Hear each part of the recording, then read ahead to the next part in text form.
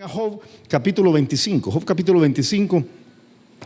Quiero llevarte a un pasaje esta noche que es especial. Si tú has estado siguiendo el estudio de Job, sabes que el libro en sí es un libro fascinante. Estamos pasando por contestar las 11 interrogantes más prevalentes a lo largo del libro. No son las únicas 11 interrogantes, pero estas 11 interrogantes nos permiten entender la circunstancia de Job. Y tú sabes que Job 1 y 2 es la crisis grande de Job. Job 38, 39, 40, 41, 42 es la intervención de Dios en la vida de él. Pero entre Job capítulo 3 y Job capítulo 37 es la conversación, bueno, voy a usar esta noche una palabra diferente, el debate entre Job y sus tres amigos. Y una de las cosas que uno aprende grande de todo ese trozo es que en los tiempos de crisis todos debemos consolar más, orar más y opinar menos. Los tres amigos llegan a opinar y básicamente lo que le dicen es: mira, Job, todo esto tiene que ser porque tú estás en pecado. O sea, no hay una forma razonable, lógica de concluir que alguien pasaría por toda la crisis terrible, el infierno por el cual has pasado, si no fuera porque estás en pecado. Y le acusan. Entre Job capítulo 3 y Job capítulo 37 le acusan. La pregunta que vamos a contestar esta noche, ¿verdad? ¿Qué me va a preguntar Dios cuando me pida cuentas? Es realmente una batería de preguntas que Job le hace a Bildad, a uno de los tres amigos. Y se las hace porque este hombre está tratando de medirlo a él. Y él va a decir: vamos, ¿quieres que midamos a alguien? Te voy a enseñar cómo se mide a una persona. Job capítulo 26 entonces va a establecer cuáles son esas preguntas importantísimas para nosotros. Solo para que entiendas, esto es parte de una confrontación entre Job y los tres amigos. Ahora voy a hacer una pregunta, quizás para que nos pongamos en contextos. ¿Cuántos aquí alguna vez vieron al menos un pedazo de una pelea de lucha libre? Aunque sea en televisión o lo que sea. Ok, tú has visto la lucha libre. Ok, aquí tengo una. No es ninguno de los pastores. Esa es una foto que bajé de internet. Si yo te pregunto un nombre de un luchador, ¿cuál viene a tu mente? Ok. Si alguien dijo El Santo o Blue Demon, estás viejito, ¿verdad? Si dijiste uno de los Titanes en el ring, entonces también estás viejito, ¿verdad? Pero unos más recientes son, yo no sé cuáles serían, ¿verdad? Pero algunos aquí quizás iban a la Arena Santa Anita hace muchos años a ver la lucha libre.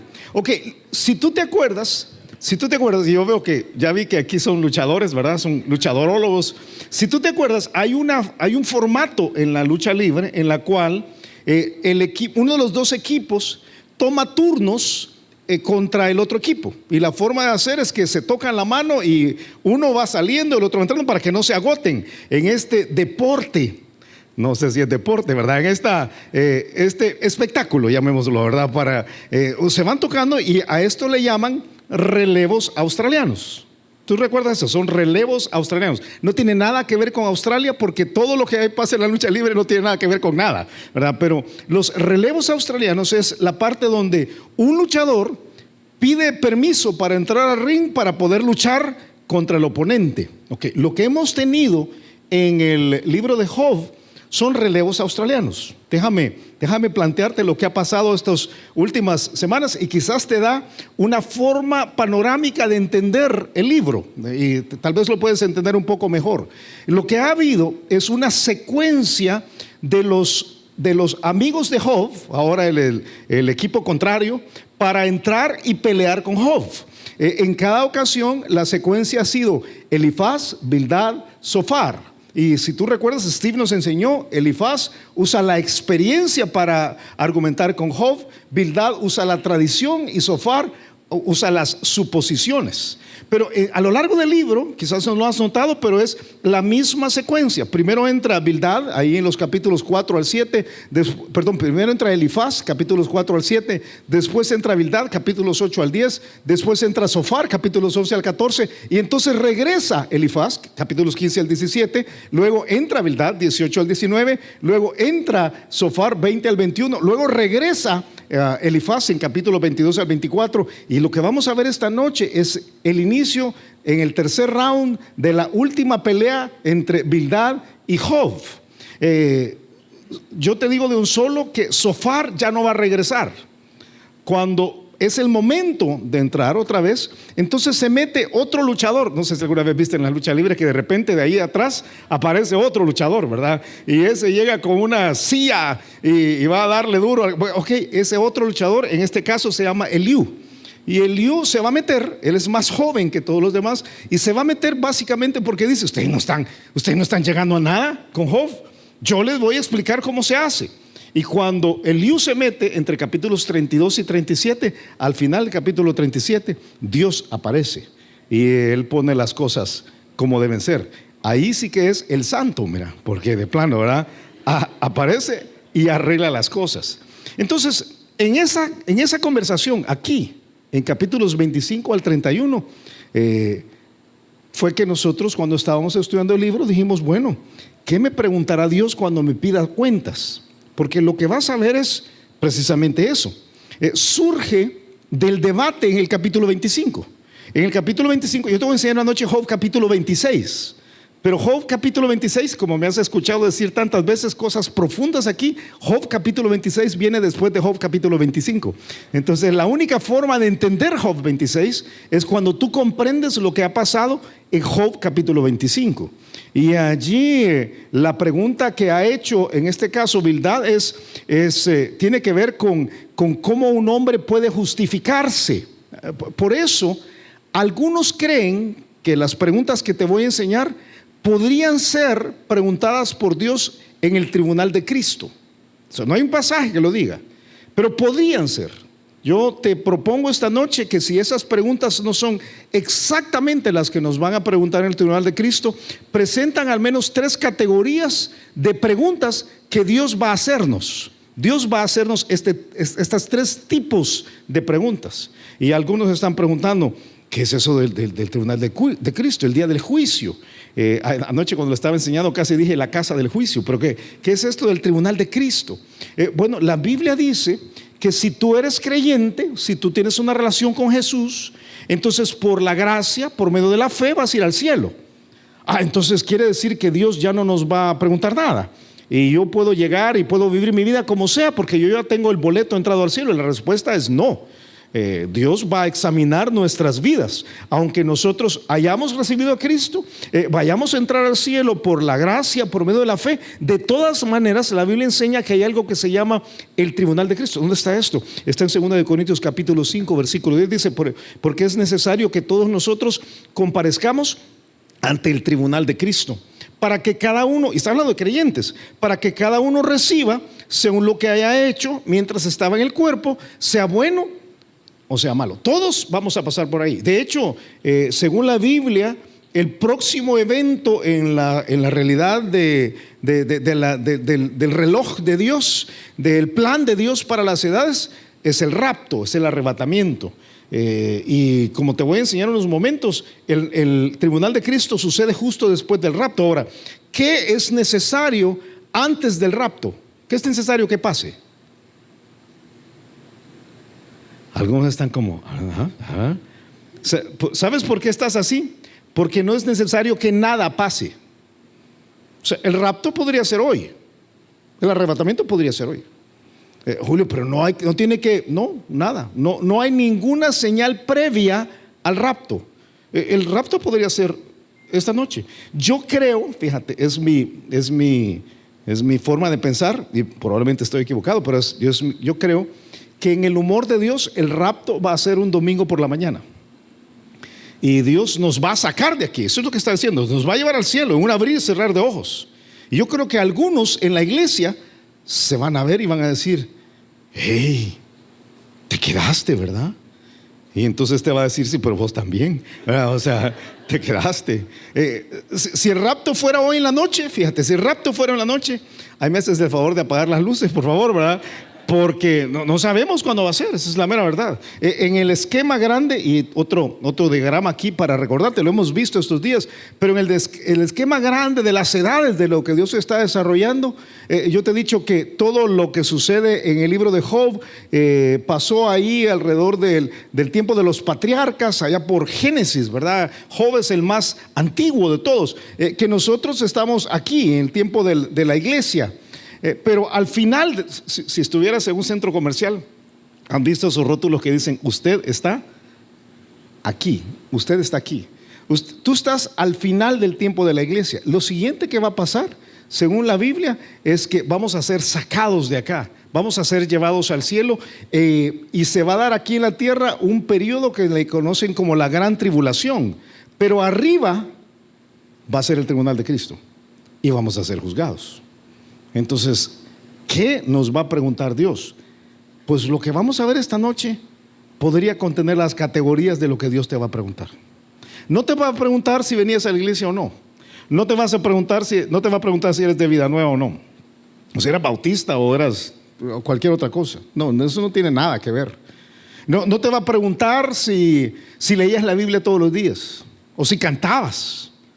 Él te va a examinar nuestra vida. Eso es lo que va a hacer. Y allí uno va a tener que justificar la vida delante de Dios. Es lo que Bildad en su debate contra Job dice en Job capítulo 25, dice: respondió Bildad suita, y déjame leerlo completo porque apenas son 6 versículos. Y dijo: el señorío y el temor están con él, con Dios. Él hace paz en sus alturas. ¿Tienen sus ejércitos número? ¿Sobre quién no está su luz?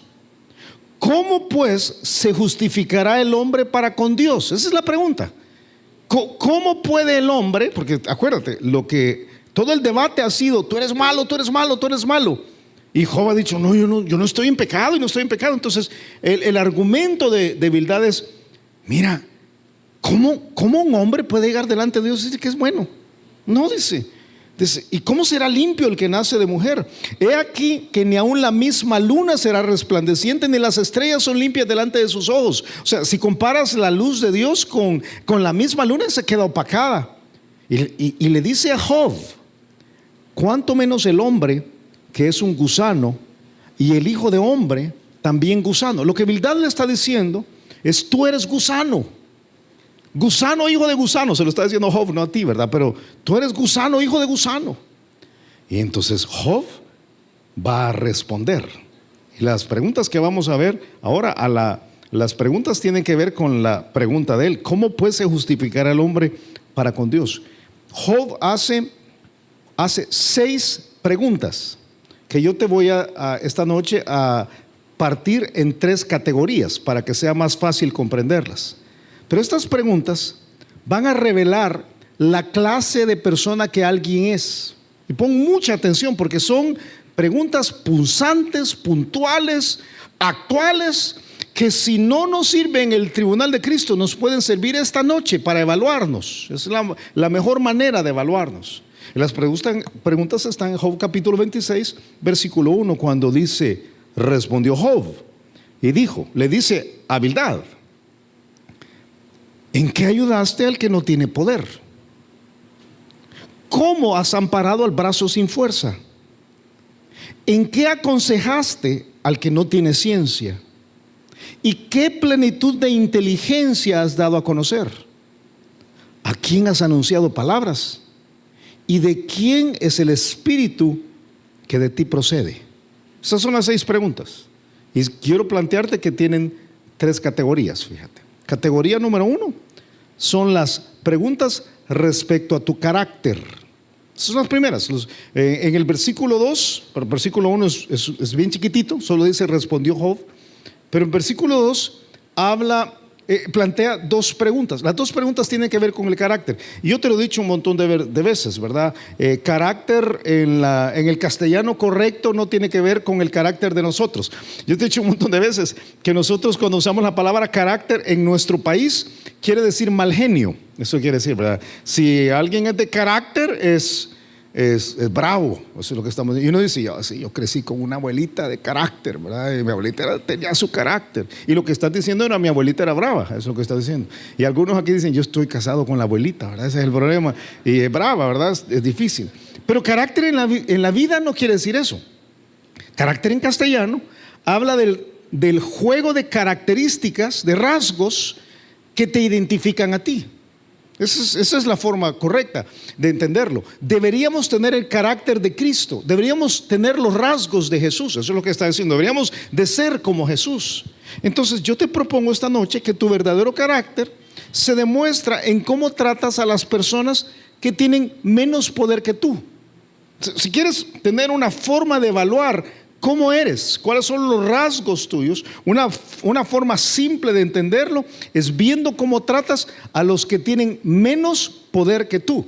Todos acá sin excepción tenemos cierto grado de poder, cierto tipo de poder. Y tú me dices, no, Julio, ¿cómo no? Todos aquí. Tú tienes poder sobre algo. Mira a la persona que tienes a la par. Míralo. No se ve tan poderoso, pero es verdad. Tiene su poder. Esa es la verdad. Y no hablo de superpoder, hablo de la autoridad que tiene sobre algunas personas. Y algunos tienen aquí poder porque son jefes en una oficina, o tienes poder porque eres el papá de una casa o la mamá de una casa, ¿verdad? Tienes poder porque tienes una responsabilidad sobre un grupo de personas espiritualmente. Sobre algo mandas. Yo decía anoche, sobre algo mandas, aunque sea un gecko tienes en tu casa, ¿verdad? Sobre algo mandas, todos. La gran pregunta es cómo tratas a personas que tienen menos poder que tú.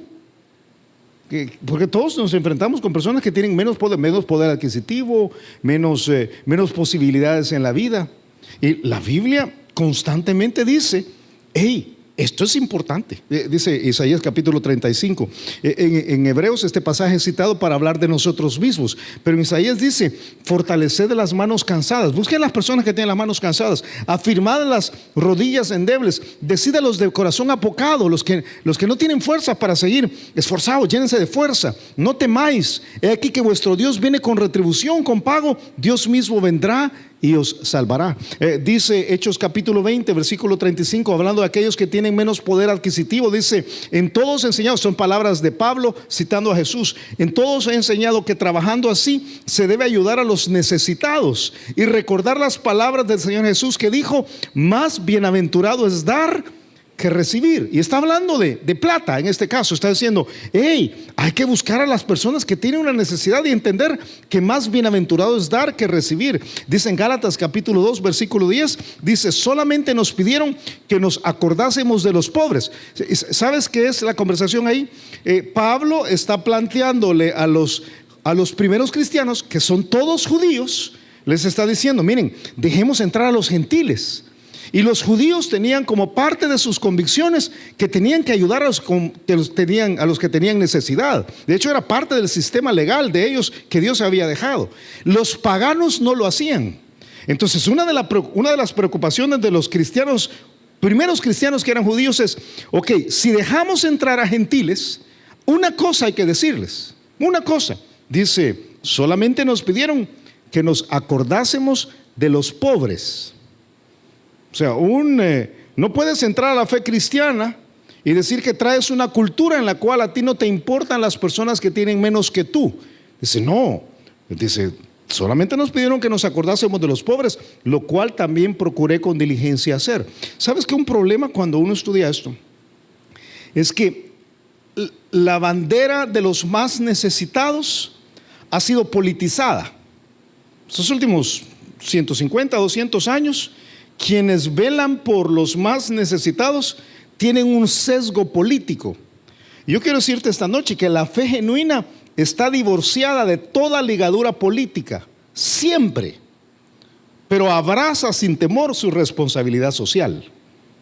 Sin meterse en nada de política, el cristiano entiende que si tiene más poder, más dinero, más capacidad, tiene una posición mejor, va a velar por los que tienen menos.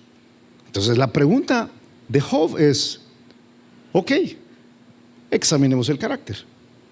Y la primera pregunta está en el versículo 2 y dice, a ver, dime, Bildad, ¿en qué ayudaste al que no tiene poder. ¿Sabes que la pregunta en el idioma hebreo pone la perspectiva de tomar el bando de las personas necesitadas? El término hazar, que aparece así, más que ser una ayuda económica en sí, es ser una persona que impulsa el bienestar de los más necesitados. Está diciendo, vas con los más pobres, vas con los que no tienen poder, vas con los que tienen circunstancias complejas. En este momento no está hablando si les das. La siguiente pregunta va a ser si les das. Pero la primera pregunta es, ¿cuáles son tus convicciones, tus convicciones reales? Lo que le dice Job es, vamos a examinar tu vida. Vamos a examinar si tú estás a favor de los que tienen necesidad o no a favor de los que tienen necesidad. Tú sabes que cómo pasa. Si yo hiciera esta pregunta esta noche y agarrar el micrófono, quizás lo voy a hacer y preguntar a cada uno si va con los pobres o no. No, mejor no lo voy a hacer, no lo voy a hacer. Pero si yo preguntara, estoy casi seguro que todos aquí me dirían, sí, claro. Sí, ¿tú estás a favor de los que tienen más? Sí, por supuesto, eso es lo cristiano hacer. Por eso esa pregunta está complementado por una segunda pregunta. La segunda pregunta es, ¿ayudas al que no tiene fuerzas? O sea, si la primera tiene que ver con tomar el bando, la segunda tiene que ver con una acción. O sea, ¿cuál parte de meterte la mano a la bolsa y ayudar de verdad a la hora de los cubos es una realidad en tu vida? Porque decir que uno tiene un bando es bien fácil. Hace años, yo estaba recordando al estar preparando esto hace muchos años. Nosotros ayudamos a un ministerio, fue aún antes de fundar Vida Nueva, pero ayudamos a un ministerio que tenía una muy buena reputación en el mundo porque ayudaba a niños. Y ellos venían aquí y ayudaban a niños, y entonces nos pidieron ayuda a nosotros, y nosotros vimos una oportunidad de hacer evangelismo. Entonces era un buen trabuco con ellos, ¿verdad? Una buena relación con ellos. Y a mí me pidieron que colaborara porque el presidente de esta organización, un hombre muy conocido a nivel mundial, venía para filmar un comercial para poder empujar la necesidad de los niños. Y entonces me pidieron que yo fuera su intérprete. Pero yo quisiéramos pedirte que en lo que tú estás aquí fueras su intérprete. Y dije, claro, con mucho gusto, ¿verdad? Entonces pasó algo bien tremendo. Es de esas cosas que quedan marcadas en la psiquis de uno. Fuimos a una comunidad. En aquella época las comunidades eran marginales. Ahora tenemos una circunstancia difícil, pero estoy hablando de allá por los 80s, 85, por ahí más o menos, y la gente vivía literalmente en basureros. A algunos se nos ha olvidado la miseria terrible en que vivían algunas personas. Yo sé que alguna gente en nuestro país todavía vive muy difícil, pero en esa época la guerra había traído del interior de la República aquí a San Salvador a miles de familias, y se habían puesto en champas, en basureros. Fuimos a uno de estos basureros a ayudar. Y estábamos repartiendo medicina, regalando medicina, hablando de Cristo. Y yo estaba traduciéndole a este hombre. Y él iba a filmar un comercial. Entonces le habían encontrado ahí en la comunidad a una niña salvadoreña, ¿verdad? Morenita, ojazos, ¿verdad? Grandotes, oscuros. Y algunos están pensando, quizás fui yo, están pensando, hermana, ¿verdad? Pero ojazos negros, colocha, ¿verdad? Bien bonita la niña, y andaba en su vestidito viejito, ¿verdad? Y entonces lo que pasaba en eso es que la niña venía corriendo, un poco chorreadita. La niña venía corriendo. Él había puesto una rodilla realmente una rodilla en el suelo y la otra así levantada, y la niña venía y se sentaba en la pierna de él, y entonces él hablaba a la cámara y decía lo que tenía que decir. Pero cada vez que se levantaba la niña, inmediatamente él se limpiaba y agarraba un trapito para limpiarse, porque obviamente no le gustaba. Pero el problema es que no le salía bien a la niña, y entonces volvían a hacer lo mismo, se volvía a sentar y otra vez, ¿verdad? Se limpiaba, ¿verdad? Y decía, así como, yo nunca lo oí decir, pero casi decía guácala, ¿verdad? Si hubiera sido salvadoreño hubiera hecho guácala, ¿verdad? Guácala. Que por cierto, uno de los saludos estos días que no dijo David es el saludo de Wakanda, O sea, para saludar a los demás, pero guácala, ¿verdad? Guácala.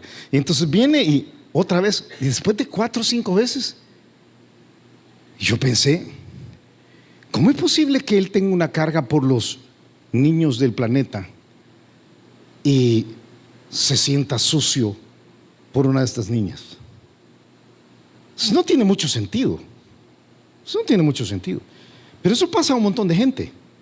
Un montón de gente tiene supuestamente la convicción, hay que ayudar, pero a la hora de la verdad, yo prefiero no involucrarme directamente. Entonces la segunda pregunta de Job es, ok, tú dices que tienes una disposición por los más necesitados. ¿Cómo lo compruebas? ¿Cómo lo compruebas? Y sabes, Job tiene en particular, entre todas las personas, él tiene en la Biblia uno de los testimonios más grandes para decir, yo sí. Deja un dedito ahí en Job capítulo 26 y ven conmigo a Job capítulo 31. Voy a robar un trozo que Steve va a enseñar el próximo jueves y viernes acá, si tenemos iglesia, ¿verdad? Pero Job capítulo 31, versículo 16.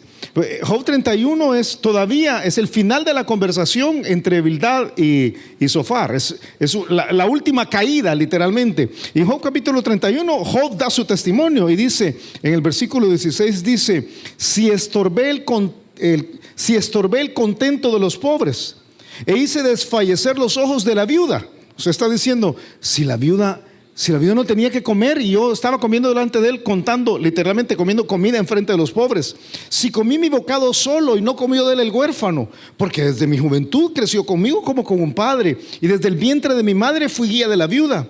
Si he visto que pereciera alguno sin vestido y al menesteroso sin abrigo, si no me bendijeron sus lomos y del vellón de mis ovejas se calentaron, si alcé contra el huérfano mi mano aunque viese que me ayudaran en la puerta. Es una expresión que quiere decir, aunque el gobierno estuviera de mi lado, si yo estaba en contra de los huérfanos, dice, mi espalda se caiga de mi hombro y el hueso de mi brazo sea quebrado, porque temí el castigo de Dios, contra cuya majestad yo no tendría poder.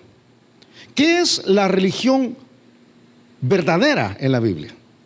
¿Qué es la religión verdadera? La religión verdadera, algunos dicen, es cantarle al Señor. No.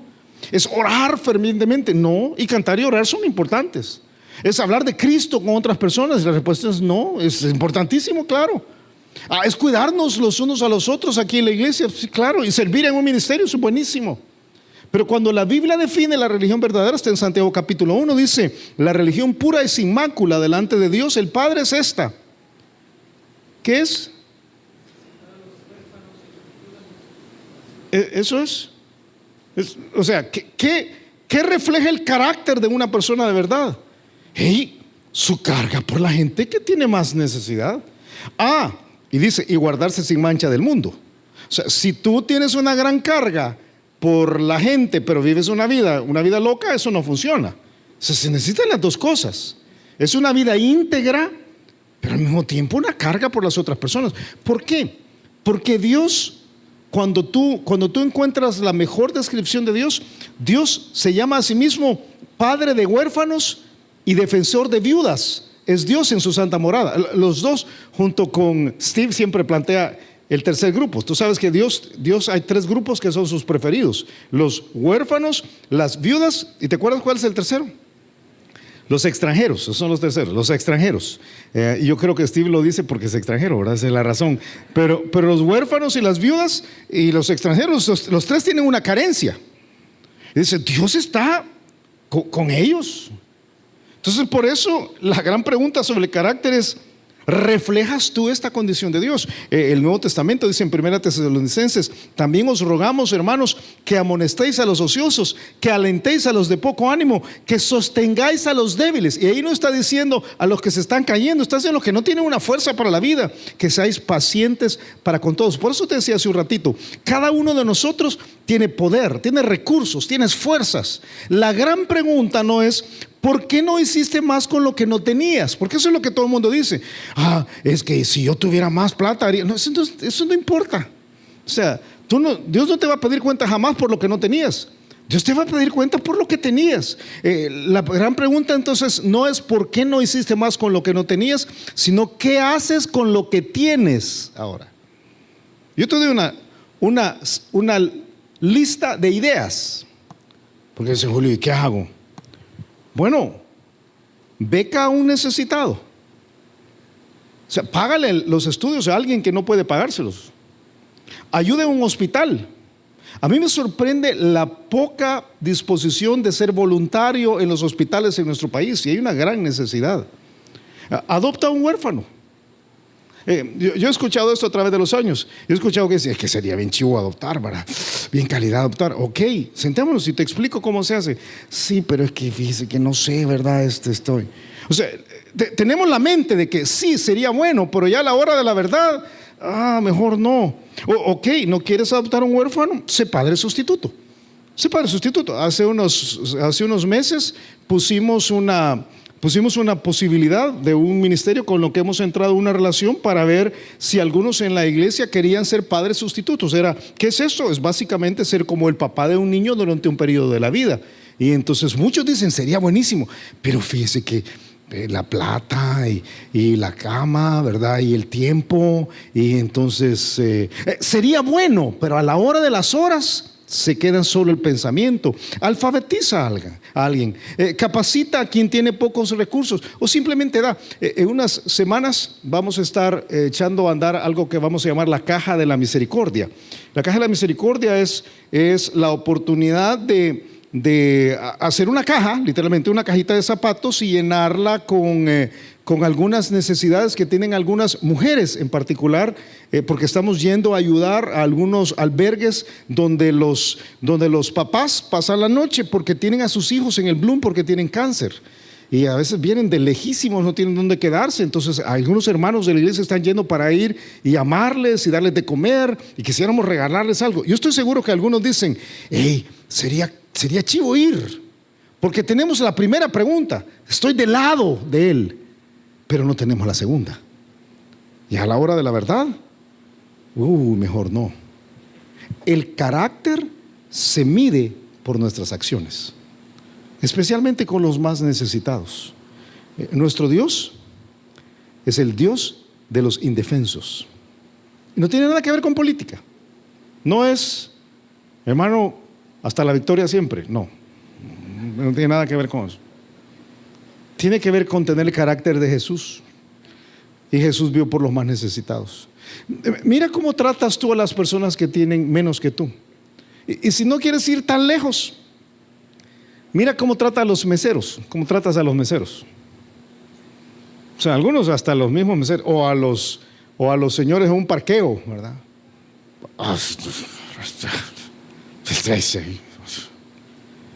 Ese me dijo a mí que tengo carros. Yo no sé, ahí es el carácter. En el cielo, Dios no nos va a preguntar a cuál iglesia íbamos. Nos va a preguntar sobre el carácter. Esa es categoría número 1. Pero hay 2 más. Versículo 3. Job 26, perdón. Job dice primero, ok, ¿en qué ayudaste al que no tiene poder y cómo has amparado al brazo sin fuerza? Pero versículo 3 es una pregunta respecto a tus consejos. A tus consejos. Antes de leerlo, estamos en confianza, ¿verdad? Mira a la persona que tienes en la par, estás en confianza, ¿verdad? No te da pena, ¿verdad que no te da pena? Ok. Pregunta, ¿cuántos aquí dan consejos sin que se los pidan? Todos, ¿verdad? Todos. A veces yo conozco a gente que me dice, mire, a mí no me gusta meterme. Y yo digo, no se meta, entonces no diga nada, ¿verdad? Pero no, le voy a decir de todas maneras. Ok, entonces sí le gusta meterse, ¿verdad? Es esa parte de decir, hey, yo quiero dar consejos. Yo te digo que la calidad de tu vida puede evaluarse por el contenido de tus conversaciones y la consecuencia de tus consejos.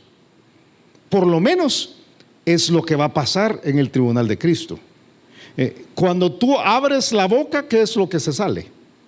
¿Qué dice la Biblia que se sale? Ajá, no me digas el coronavirus, por favor, porque no, ojalá que no sea ese caso. Cuando abres la boca, dice Lucas capítulo 6 y Mateo capítulo 5 también, que el hombre bueno del buen tesoro de su corazón saca lo bueno, y el hombre malo del mal tesoro de su corazón saca lo malo, porque de la abundancia del corazón habla la boca. Cuando tú das un consejo, se rebalsa lo que está dentro de ti. Entonces Job le pregunta a Bildad en el versículo 3: ¿en qué aconsejaste al que no tiene ciencia? ¿Y qué plenitud de inteligencia has dado a conocer? Ok, dice. Evaluemos los consejos. Evaluemos qué fue lo que dijiste. ¿Cómo orientaste tú a las personas que estabas a tu alrededor? ¿Cuánto de lo que tú dijiste eran consejos realmente válidos? ¿Y cuánto era, como Dios dice más adelante en Job capítulo 38, quién es ese que oscurece el consejo con palabras sin sabiduría? Habla de lo que no sabe hablar. Yo estaba diciendo, no sé cuánto te gusta a ti fútbol. No sé cuánto te gusta el fútbol, pero te voy a poner una ilustración de fútbol. Hay un equipo famoso en Europa que se llama Liverpool. Liverpool, fíjate, aquí vas a aprender algo de fútbol. Liverpool es de una ciudad en Inglaterra que se llama Liverpool. Ya acabas de aprender algo profundo, ¿verdad? Y tiene un entrenador alemán que es de apellido Klopp. Klopp es uno de los mejores entrenadores del planeta. Él dice ser creyente, a saber si lo es, pero él dice ser creyente. El tipo es todo un personaje y es buenísimo. Hace como 10 días, quizás menos, en una conferencia de prensa, alguien le preguntó, en una conferencia de prensa esas que hacen antes de un partido, le preguntó, señor Klopp, ¿qué opina usted del coronavirus? Y entonces la respuesta de él, fabulosa, dijo: ¿por qué me preguntan a mí del coronavirus? Si yo lo que puedo es de fútbol. Pregúnteme de fútbol, pregúnteme de estrategias, pregúnteme de equipos, pregúnteme de cómo se debe entrenar, pregúnteme de cómo ganar un partido, pero yo no sé nada del coronavirus. ¿Por qué me pregunta del coronavirus? Vayan a preguntarle a alguien que sabe del coronavirus qué tiene que decir coronavirus, pero ¿por qué me preguntan a mí? Y yo cuando lo escuché casi digo: wow, ese es mi héroe. Porque un montón de gente se mete a hablar de lo que no sabe. De lo que no sabe. Eso es lo que le está diciendo Job a Bildad. ¿Acaso hablaste de parte de Dios sin tener tú el conocimiento de Dios?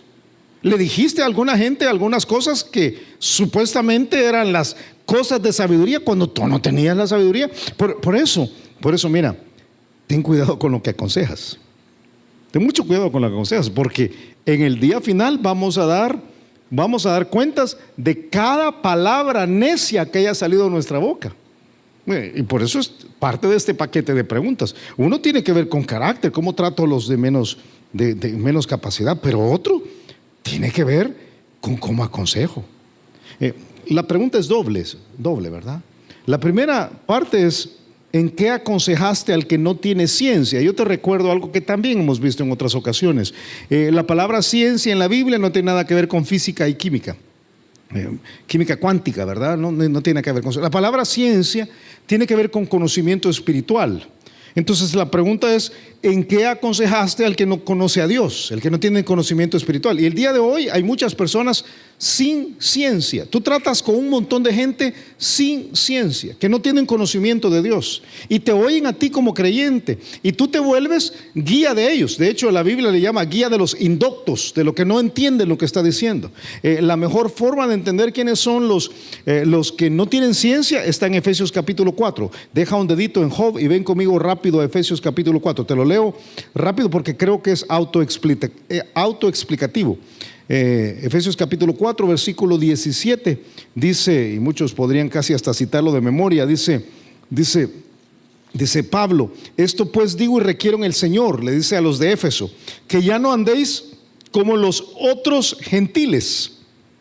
Los de Éfeso eran gentiles en el sentido en que no eran judíos, pero están diciendo: ustedes son gentiles que se han convertido, pero hay otros gentiles. Estos otros gentiles son gentiles, pero no se han convertido.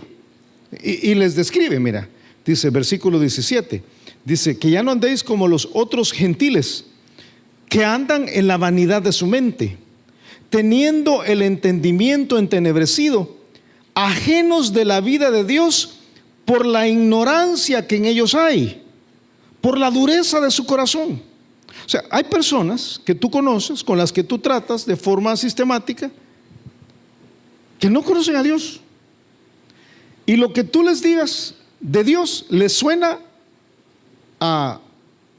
Yo sé que chino estamos usando demasiado esa palabra últimamente, ¿verdad? Pero le suena a un lenguaje inexplicable. Tú le dices a una persona que no conoce a Dios, hermana que estás aquí, tú le dices a una persona que no conoce a Dios, que está casada, mire, sométase a su marido.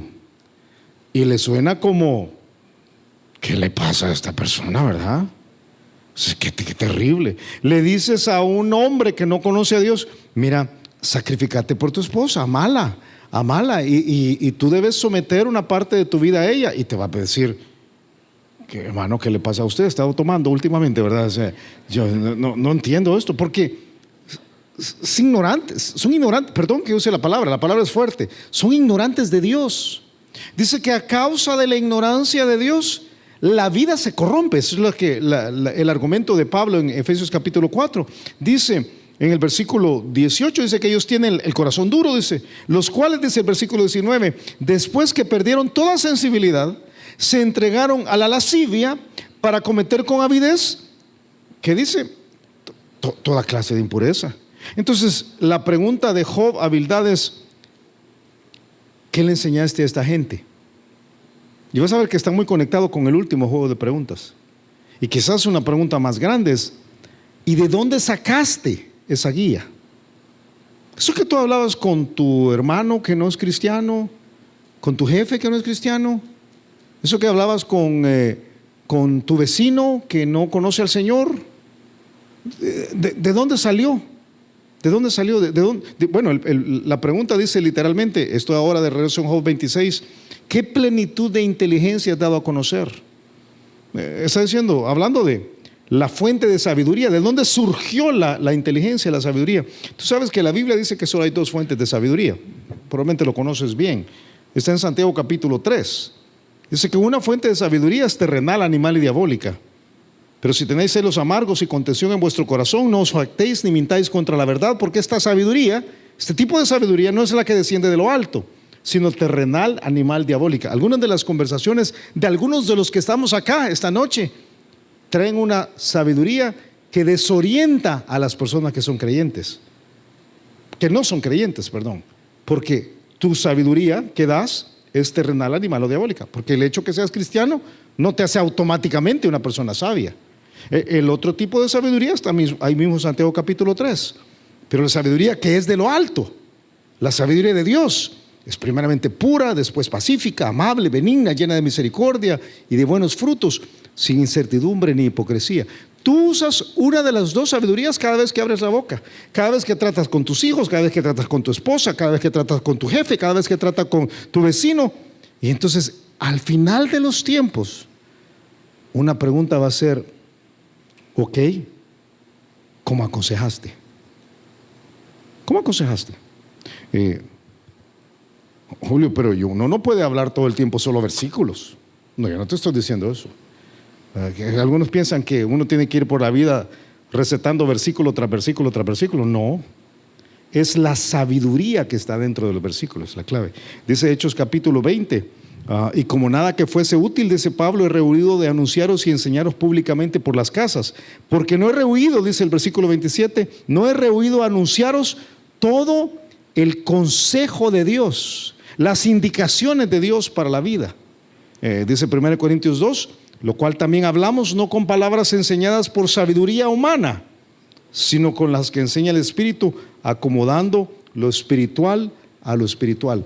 Carácter es una parte, consejos es otra parte, porque la calidad de tu vida puede evaluarse por el contenido de tus conversaciones y la consecuencia de tus consejos. ¿De qué hablas? Y ahora no estoy diciendo solo lo que sale de la boca, a veces ¿qué chateas? ¿De qué hablas? Échale un vistazo a tus pláticas de la última semana. Quítale todo lo que has hablado del coronavirus.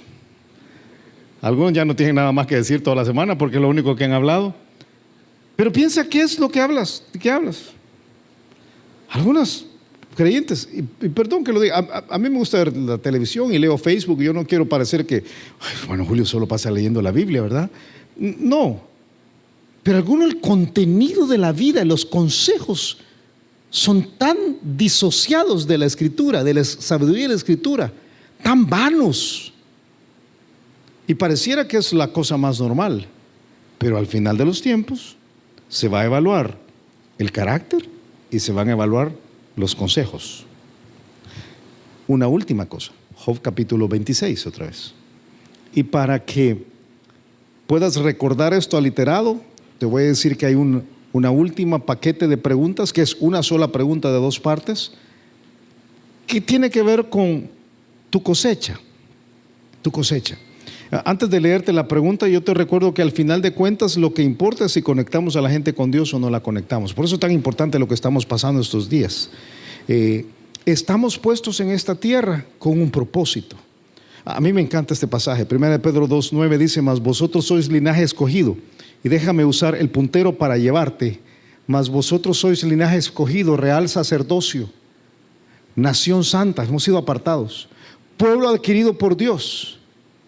Si la pregunta terminara, si el pasaje terminara hasta ahí, diría: qué bien estamos.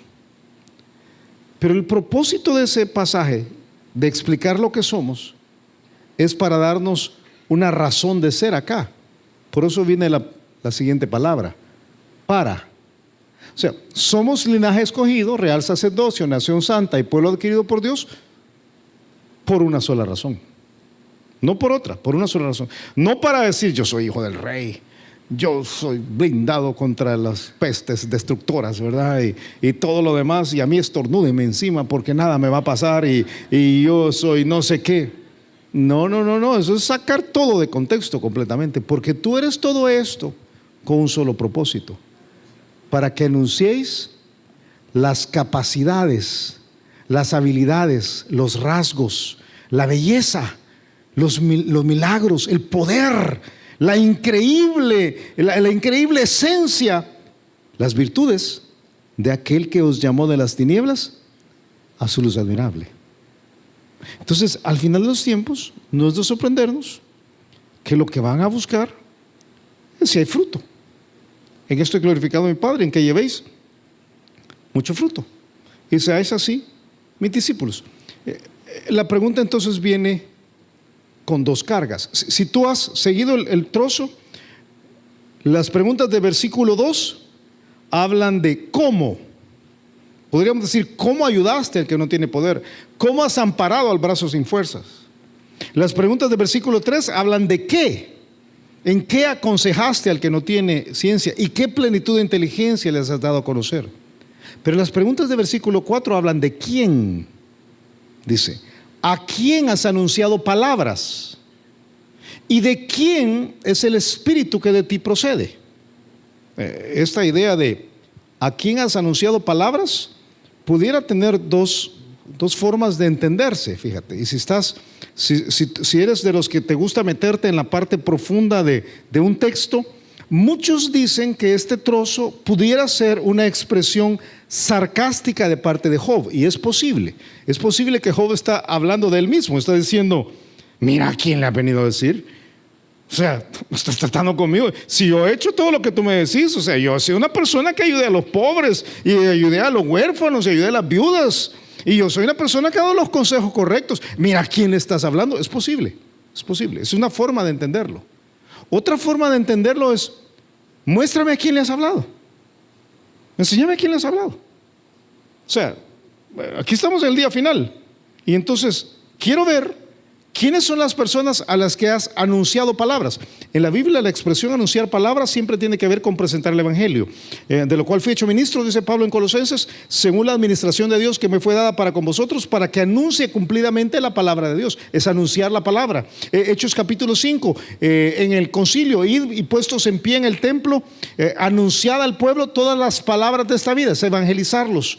1 Pedro 1:25, mas la palabra del Señor permanece para siempre, y esta es la palabra que por el Evangelio ha sido anunciada. En otras formas de decirlo es: ¿a quién has ganado para el Señor? ¿A quién les has dado el contenido de la vida al Señor? Y déjame decirte algo del corazón aquí. Creo que en nuestro tiempo, cuando usamos la palabra evangelismo, fíjate que lo que viene a la mente de muchos es ir a la calle, y yo eso no me gusta, ¿verdad? Y ir a hablarle con alguien, yo soy tímido, entonces yo no quiero abordar a alguien, ¿verdad? Y quizás has visto alguna vez a alguien predicando en un bus y dices: yo no quiero ser esa persona, o es repartir un folleto, a ti no te gusta. Pero yo quiero que me entiendas, no tiene nada que ver con eso. No tiene nada que ver con eso. Tiene que ver con la carga de ganar a tu hermano y a tu hermana y a tu primo y a tu jefe y a la secretaria y a la persona con la que tú tratas todos los días. Entonces la pregunta de Job es: enséñame quién le has hablado. Enséñame quién le has hablado. Si el arrebatamiento fuera hoy, y Jesús te dijera: ¿y a quién has ganado tú para Jesús? No, es que fíjese que si te preguntara: ¿y cómo ayudaste a la gente que tenía una gran necesidad? No, si es que yo quería, a mí me caían muy bien, y viera cómo estaba en contra de los políticos que no lo hacían. No, ¿qué hiciste tú? ¿Qué hiciste tú? ¿Cuáles fueron los consejos que diste? ¿Y a cuántos has ganado para Jesús? Enséñamelos, dame los nombres. Si el arrebatamiento fuera hoy, yo podría decir: fulano, sutano, mengano, perencejo, uno que lo gané como 8 veces y creo que ninguna vez se convirtió, ¿verdad? Y yo, fulano. Pero yo podría señalar algunas personas de plano. ¿Podrías tú?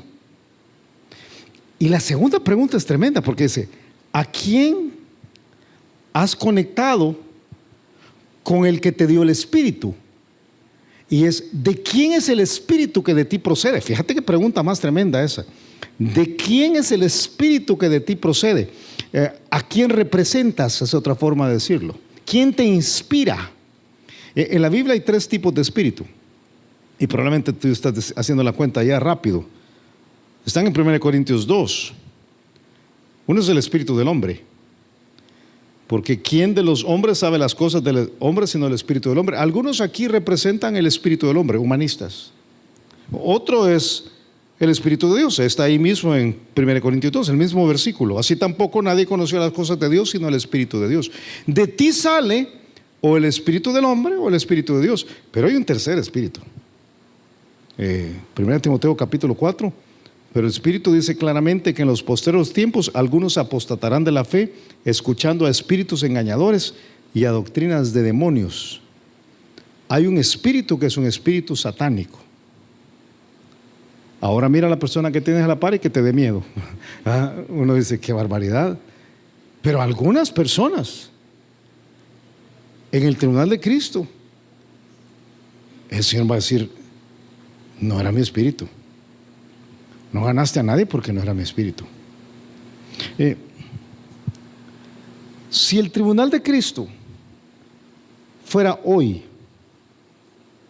si el arrebatamiento fuera esta noche, y nada dice que no puede ser, el día que el Señor venga, que el día que el Señor decida venir, nada lo va a parar, ni siquiera un tweet, nada. Pero si fuera hoy, ¿cómo justificarías tu vida acá en la tierra? Examinemos tu carácter. Yo toda la vida hablé de adoptar, y yo quería, pero tengo un gato, fíjate, Señor. No vale. Toda la vida hablé de ayudar. Yo veía unos hermanos ahí que tenían una gran necesidad, y siempre tuve la carga de hacer algo, pero no vale, porque es solo la parte de la mente. ¿Y los consejos? ¿Cuáles son los consejos que he dado? ¿Cuál es el fruto de esos consejos? No te cases, hombre. Mejor solo júntense. Entonces, ¿de dónde venía tu sabiduría? ¿Y las personas que ganaste? Ahora, ¿qué creo yo? Que el arrebatamiento puede ser en cualquier momento. Pero si no es hoy, tú puedes trabajar en las tres áreas. Tú puedes decir, yo voy a tener un cambio en mi carácter. Yo voy a empezar a tratar a las personas que tienen menos poder que yo de una forma diferente. Voy a comenzar con el mesero. Y voy a comenzar con la persona que me llega a dejar el pollo. Y voy a comenzar con la persona que trabaja conmigo en la casa. Y voy a ir escalando. Y me voy a aferrar menos a lo mío. Y voy a dar un poco más. Y voy a ser sistemático en esto, para que cuando llegue al cielo pueda decir, Señor, mi salvación no es por obras, mi salvación es por la gracia, por medio de la fe. Pero mi carácter era como el de Jesús. Porque si a Jesús le preguntaran esas tres preguntas,